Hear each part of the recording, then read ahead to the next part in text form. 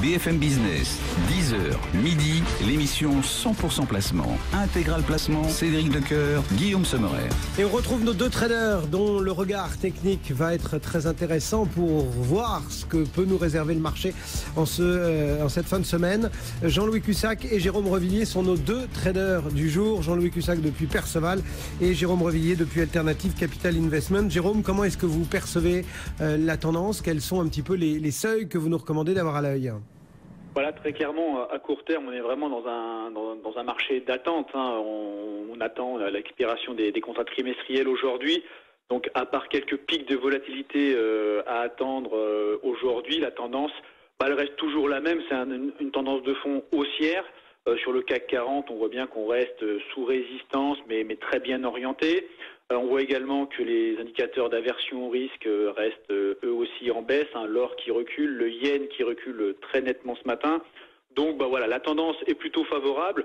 Après, techniquement, c'est beaucoup plus compliqué à court terme aujourd'hui, avec des marchés qui sont vraiment dans l'attente. On va voir si cet après-midi ça bouge un petit peu plus. Mais voilà, on va attendre la rupture sur le CAC 40 des 5250 pour vraiment ouvrir un nouveau potentiel à la hausse. Sinon, on attendra des replis. Les premières zones, c'est aux alentours des 5180 points où on pourra revenir tranquillement à l'achat. Tant que le marché tient les 5100 points, on reste favorable à la hausse. Voilà donc la stratégie qu'on propose du côté de Jérôme Revillier. Jean-Louis Cussac, comment vous mettez-vous en action pour cette dernière journée de la semaine? Toujours à l'achat, Cédric, j'essaye. En tout cas, c'est vrai que le marché ne bouge pas du tout. C'est assez incroyable. De même sur le DAX. Hier, c'était incroyable. Ce matin, on a baissé un tout petit peu à l'ouverture, mais vraiment, bon, voilà, il a fallu attaquer très très vite, tenter des petits achats sur des petites quantités. L'écart a fonctionné, mais voilà, ça donne pas grand-chose. Donc oui, vous l'avez dit, on s'habitue à tout, même au tir de la Corée. Donc, comme on s'habitue à tout, y compris à toutes les anticipations économiques, voilà, c'est le statu quo partout. Et en effet, on attend peut-être la banque maintenant, c'est la Banque d'Angleterre qui a dit qu'elle pourrait donc amorcer un début de resserrement monétaire. Et voilà, il y a rien.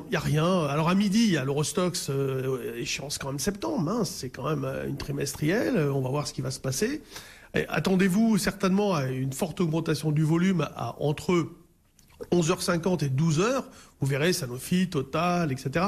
Toutes les LVMH, les grosses capis qui sont dans l'Eurostoxx vont bouger en termes de volume. C'est certain. Maintenant, de combien, je ne sais pas. Et après, à 13h, il y aura le DAX. Et à 16h, le futur CAC 40 septembre. Et puis ensuite, à 17h30, ce sont les options. Je pense qu'il va falloir attendre les dernières minutes sur les options actions, peut-être, pour avoir un petit peu d'activité. On pourrait quand même dépasser aujourd'hui, normalement, au moins les 4 milliards d'une manière technique. En ce moment, on était plutôt en dessous de 3, et là, on est à 460 millions. C'est totalement ridicule. Alors moi, ce matin, j'étais placé à 5186. On l'a pas fait. Alors maintenant, on travaille sur le futur octobre. Par rapport au cash, il y a 12 points d'écart, donc un taux négatif et puis une dizaine de points de dividendes. Donc là, voilà, c'est octobre. Ça commence lundi normalement. Enfin, on travaille en général le lundi, évidemment. C'est plus septembre puisque c'est l'échéance. Mais c'est déjà à la veille. Maintenant, c'est octobre. Depuis hier, déjà, on travaille sur octobre. Il n'y a plus grand-chose sur septembre. Donc, tendance haussière. On voit pas ce qui pourrait déclencher quelque chose. Mais c'est vrai que le marché est pas mal parce que il revient sur des plus hauts, là, avec des financières qui reculent. Donc, ces financières peuvent amener un relais. Jusqu'à 5150, si vraiment on avait un petit trou d'air, moi, je suis potentiellement acheteur. Donc, sur des signaux techniques ou sur des replis. Mais c'est vrai que le marché ne donne pas l'occasion d'entrer en intraday. Volatilité implicite.